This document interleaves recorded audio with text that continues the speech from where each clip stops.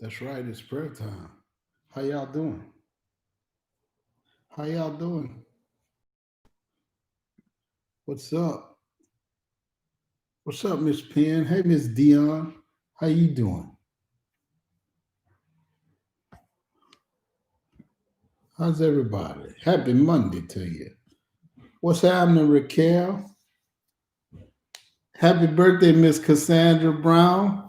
What's up, Sharonda? Hey, Miss Janelle. Happy birthday to Miss Cassandra. What's up, Miss Eula? Nachi, what's up? What's up, Miss Donna? Hey, Miss Ann. Miss Ann, I almost came and saw you yesterday. But I decided I better not. What's up, baby John and Mama? Um, I'm doing good. I'm doing good, Sensation. Uh, what's up, Mom? What's up, Miss Iris, Miss Sandra, Brother Frank, Isabel, Miss Maddie? What's happening? How y'all doing today, man? Y'all having a good Monday? John Rico, what's up? Rico, what's happening, y'all? What's up? How y'all doing? It is Monday. It is prayer time, man. My Thanksgiving was good. It was good. Y'all, God answered prayer. My son went yesterday and he actually tested negative for COVID. So we're celebrating that, thanking the Lord for that. We are off of quarantine. And quite honestly, I don't think anybody's as excited about it as I am. Doug, what's up, man? So thank y'all for your prayers. Hey, Miss Samantha, I appreciate it. Hey, Flora, I will. I will. I'm gonna be praying for you, Flora. We're gonna include you in the prayer time today. And listen, don't stress about it. Yeah, man, I'm stressing about my hair. I've been in quarantine, hadn't been able to go to my barber. I'm I'm out here in these streets. I'm in these streets, man.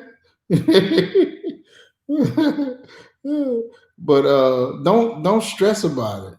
You know, we and this to everybody, man. Don't get stressed out. Stressing only adds to whatever you're dealing with. It only adds to whatever it is that you're dealing with. There are two kinds of stress. There's natural stress, and that's the stress that's caused by problems and circumstances that are just a part of life. That's just natural stress. Things happen that are not caused by our own decisions. But then there's a stress that's called manufactured stress. And that's when we produce our own stress by the choices that we make. And most of our stress is manufactured stress. We make decisions that we shouldn't make. You know, you see somebody who's always stressed out. Most of the time, it's because of manufactured stress. Why am I stressed so much? It's because you keep manufacturing, you keep creating stress in your life. Uh, and by the choices we make, and by the people we listen to, and the people we hang around. And so you want to, especially during this season, man, you want to guard yourself against stressing. You know what stressing is? Stress is paying today for tomorrow's problems. It's paying today for tomorrow's problems. And the problem with that is, look, and the issue with that is that whatever tomorrow's problems are, number one, many times they don't even come to fruition. You figure out that you were stressing about something that you didn't even necessarily have to worry about. Uh, you know, so you paying today for tomorrow's problems when number one, tomorrow's not even promised, and number two, not only is tomorrow not promised, but whatever it is that you're stressing about isn't promised either. So why do that? It only adds to what you really do have to deal with. It only adds to it. Uh, so how do we deal with stress, Pastor? Number one, you realize you're human, and you being human means you're gonna have some trouble. Job said, "Man that is born of a woman is of a few days and is full of trouble." The Apostle Paul said, "We are afflicted in every way, but we are not crushed." He says, "We're perplexed, but we're not driven to despair." In other words, you're going to be afflicted, you're going to be perplexed, but because you're afflicted doesn't mean you're going to get crushed. Come on, somebody. Because you're perplexed doesn't mean that you have to be driven to despair. What's perplexed, Pastor? Perplexed is when you don't know what to do. But the fact that you don't know what to do doesn't have to drive you to despair, doesn't have to drive you to a place where you're all stressed out because you don't know what to do. You're gonna have some problems. You're gonna have trouble. And I think a lot of times the reason why we stress out, even about the smallest things, even about everyday problems, the reason why we get so stressed out is because we set this unrealistic expectation in our minds that if we set life up a certain way, then we won't have problems. And nothing could be further from the truth. Or we set our unrealistic expectation up in our minds that if we set life up a certain way, that we won't have certain kinds of problems. And that's not necessarily true. God didn't promise us that. He Jesus told his disciples, in this life you will have trouble. And so many of us, in order to get rid of the stress, in order to have less stress, you have to get rid of the idea that you'll somehow arrive at a place where you'll have a trouble-free life. If you got to realize that trouble is just a part of it. Some expectation that that trouble's got to fit into our expectations. We'll say that again. Some of us got to get rid of the expectation that the trouble we have has to fit within our realm of expectation. Jesus didn't say you're going to have a little trouble, a few troubles, small trouble. He just said you're going to have trouble, period. A lot of times we feel like God doesn't have a right to mess with our stuff. So when something happens, we have this attitude like, how dare you go there, God? I didn't expect you to allow that to happen, or I didn't expect this to happen. It's kind of like our kids. You ever told your kids, well, I might do this for you, or I might do that for you, and your kids take it as gospel? They take it like you said you were gonna do it. Is that just my kids? I know something. They write it down and take a picture. It's they in their minds. I said I was gonna do it. I had to remind them. I said I might. That means there's a possibility that it won't happen. I think we put that expectation on God. We expect God to not allow any trouble, or we expect God to not allow certain kinds of trouble in our lives, when really God said you're gonna have trouble. But here's the deal. Here's what he did promise: not the absence of trouble, but the presence of himself. And I hit on this when I was teaching. Peace don't happen in a place. Peace don't happen when you get to the place where you don't have trouble. Peace doesn't happen when you get to the place where the trouble that you're dealing with right now, even right now, some of us are stressing because dealing with right now. And the reason why you're stressing is because in your mind, you can't have peace unless you get rid of this thing, unless you figure out this thing, unless you get through this thing, this season, this place. And here's the deal: peace doesn't come as a result of you getting to a place. Peace doesn't come as a result of you being in a place. Peace comes as a result of Jesus being in whatever place you are with you. So while God promised trouble, here's the peace. He also promised not to leave you. Come on, somebody. That'll preach. He also promised to help you through it. He also said that you can overcome it because of him. While he did promise you trouble, he also said that you are more than a conqueror. He said you're going to have trouble, but that's all right. You can have peace. Why? Because you are a royal priesthood. Come on. Yeah. He said you're going to have some trouble. But this is what he also said. He also said that you can do anything. Come on, somebody. Through him, because he's going to give you in Philippians 4:13 the strength to do it. So you don't need to allow the presence of trouble in your life to disturb your peace. What you got to do is tap into the Prince of Peace. Come on. And when you tap into, and when you get close to, and when you cry out to, and when you talk to the Prince of Peace, then he'll give you peace in the middle of your trouble. He'll give you peace even while you're going through your trouble. He'll give you peace even while you're dealing with your trouble, because he said, you're going to have trouble. But what he also said was, while you're in trouble, he says, my strength, when you get weak, my strength is made perfect in your weakness. He says that's when my strength shows up. That's when you get weak. God says that's when I do my thing.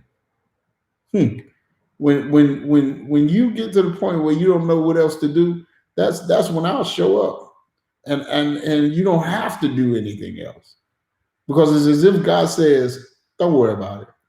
I got it from here. Don't worry about it. I'll take care of it from here. Don't worry about it. I got you from here." Now watch this. One of the reasons why we stress is because, and this is more to manufactured stress. One of the reasons why we stress a lot of times is because we take responsibility for problems that are not ours. How much stress do you have in your life because you're taking responsibility for other people's problems? Because you're taking responsibility for other people's choices? Because you're taking responsibility for other people's issues? One of the main sources of stress in our lives is because we tend to take responsibility for the choices of the people that we love. And watch this. It's one thing to help, but it's a whole nother thing to take responsibility. And you got to learn the difference. God expects you to help people. You should help people. But watch this. God never made, you got to stop taking responsibility for things that God never made you responsible for. You got to stop taking responsibility for things that God never made you responsible for. And for many of us, we take responsibility for the choices of other people. Watch this. You can I just be straight with you? You stay in your lane. Get back in your lane. You run a good race whenever you in your own lane. You run a good race as long as you're running your race. As long as you're in your lane. You run a good race until you start violating the rules of the track. What are the rules of the track? Anybody who's ever ran track knows that when you're on a relay, when you're running on that track, the worst thing you could do, you automatically disqualify yourself from the race when you step into somebody else's lane. Come on, somebody. And a lot of times, for many of us, we run a good race as long as we're not violating the rules of the track. We don't stress as long as we only have our problems to deal with. But when we violate the boundaries, come on, somebody. Somebody said, man, Pastor, I was sticking to my budget. But then so-and-so had a problem because they don't have no budget. And I stepped out of my lane to help them. Now I'm stressing about how I'm gonna make ends meet. Woo! I just spoke to somebody. Pastor, I was doing good. But then so-and-so and so-and-so had a falling out. And I got into the middle of it trying to help them out. I had peace, Pastor. But then when I stepped into their mess, now I'm in drama. Come on, somebody. Pastor, I was living for the Lord. But then I started seeing how other people are unfaithful. And all of a sudden, I got frustrated. I got aggravated. And I said, you know what? If they ain't doing nothing, I ain't doing nothing. Stay in your lane. Stay in your lane. You do all right as long as we stay in our lane. When we get out of our lane, when we start violating the boundaries, that's when we get messed up. That's when we get stressed out. That's when we start wondering stuff like, how am I going to pay these bills? How am I going to cover up this sin? How am I going to mend this relationship? How's this going to happen? How's that going to happen? Listen to me, man. If you want less stress, you got to learn to stay in your lane. You know what else staying in your lane means?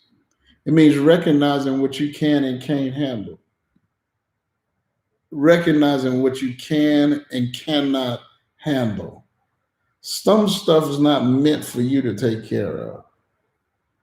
Some stuff is not meant for you to put your hand to.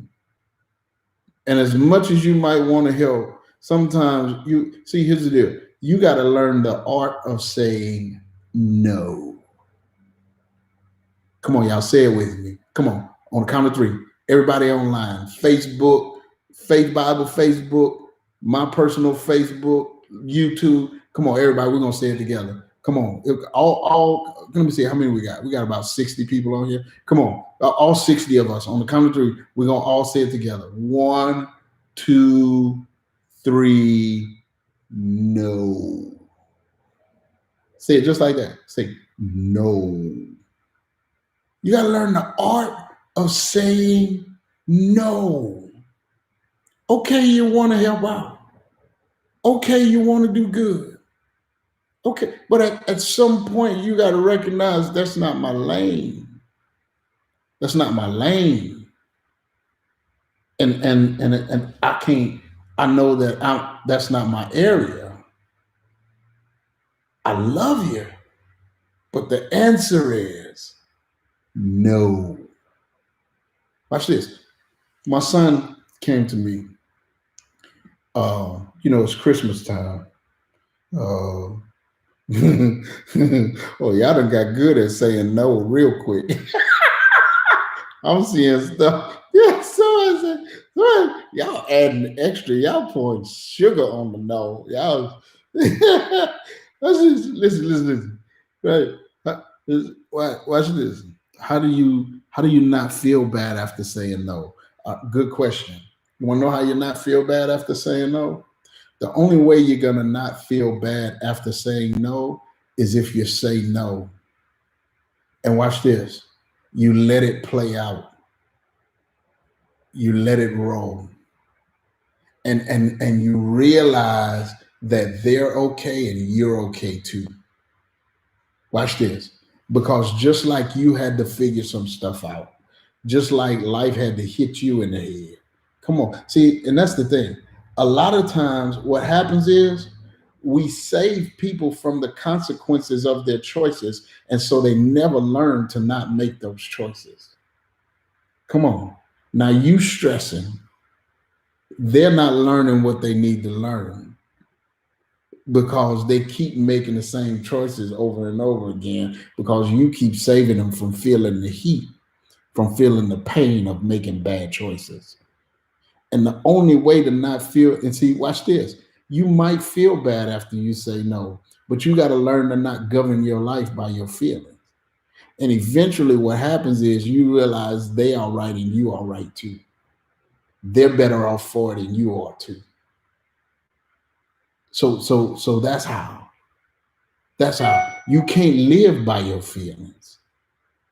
You gonna feel like saying yeah when you know you ought to say no. I'm just telling you. But your life ain't supposed to be governed by God. Ain't never told you to feel nothing. I just helped somebody. I'm telling you. Show me one place in the Bible where God told you to feel anything. Where He told you to feel anger, but when He told you to be angry,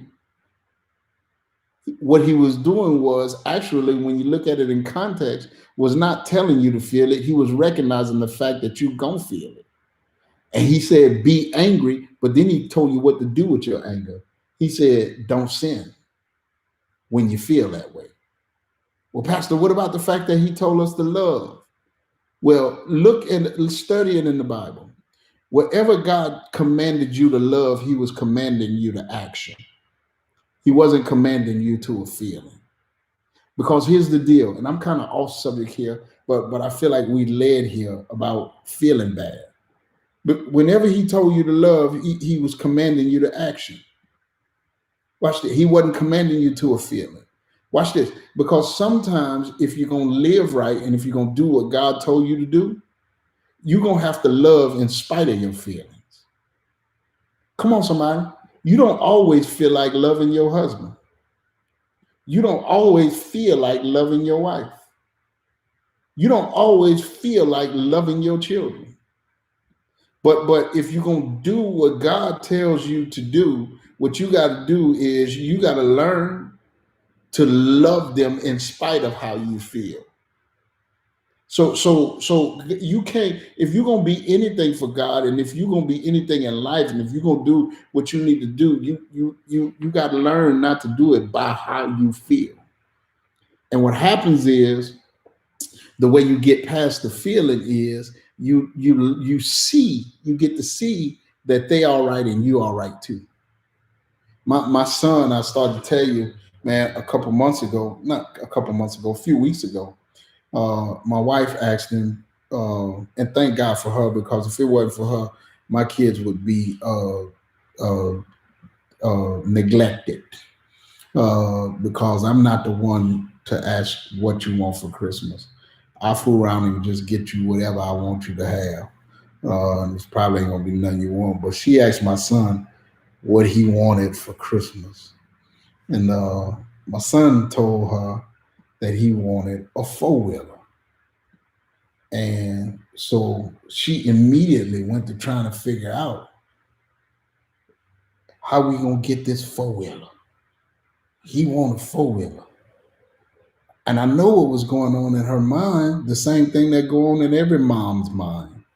I got to get my kid whatever they want for Christmas. She told me he wants a four-wheeler. How we gonna get him a four-wheeler?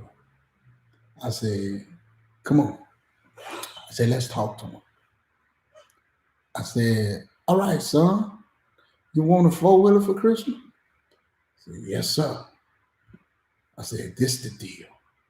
I get you a four-wheeler for Christmas, but you turn 16 in April.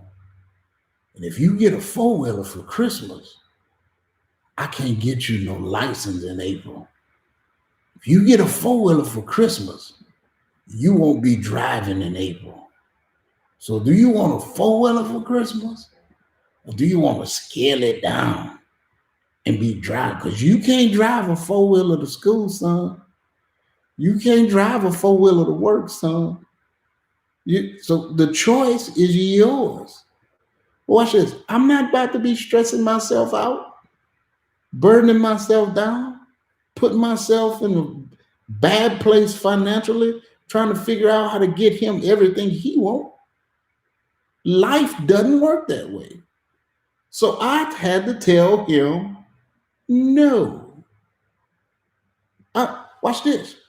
Don't stress yourself taking responsibility for what other folk want, for what other folk feel like they need.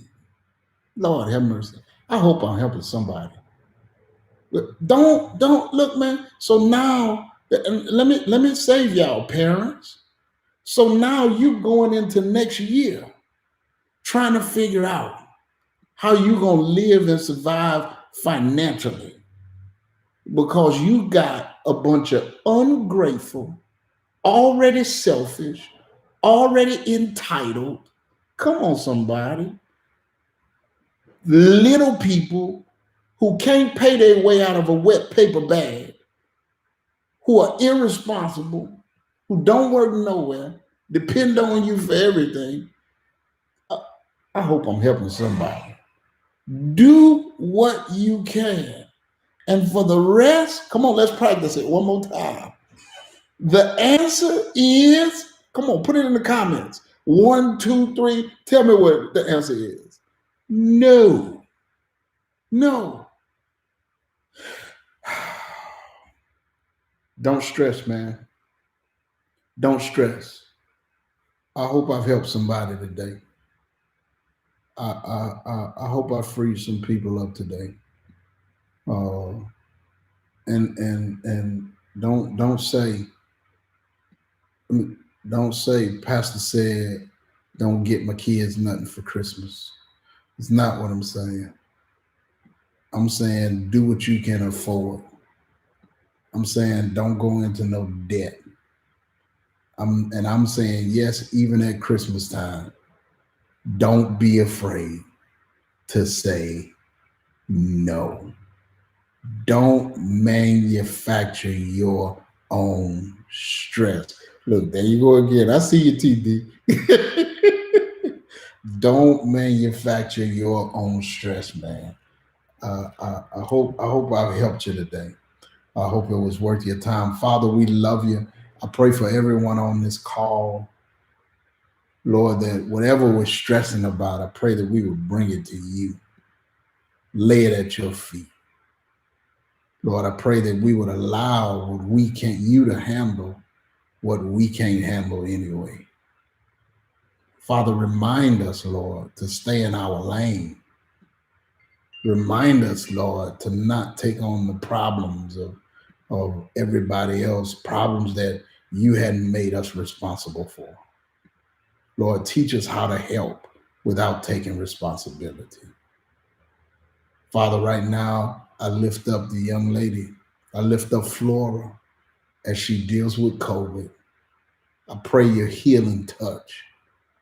I pray, Father, that you, Lord, would restore her. I pray, Father, that you, Lord, would heal her body. I pray, Father, that you would remove whatever symptoms she's dealing with, Lord, from her body. Lord, I ask that you, Father, would make yourself known in her life. I pray for Miss Penn's daughter's dad, Lord, in this stroke. Father, I pray that you would touch him, Lord, that you would heal him, that you would strengthen him, Father, that you would build him up. Lord, I pray for a total recovery I pray, Father, that he would be a testament to your goodness and your grace, Lord, to your mercy, to your healing power. Uh, I pray, Father, that you, Lord, would give us all an amazing week. Pray, Lord, that we would experience your presence. Lord, that we would experience you like never before. Lord, let the mind be in us, Lord, which was also in Christ Jesus, Lord. Lord, he put himself to the side. He humbled himself, Lord, so that you raised him up. Lord, I pray for every person on here that we will walk humbly. Lord, that we would put others before ourselves. Lord, but that we would strike that balance of not taking responsibility for what you have not made us responsible for. I lift up Courtney Anderson. Pray, Father, that you would touch her. Father, that you would heal her. Lord, that you would raise her up. Father, that you would make yourself known, Lord, so that you can get glory. I just thank you and I praise you for who you are. I praise you for everyone who's tuned in today. Bless them, Father, in Jesus' name.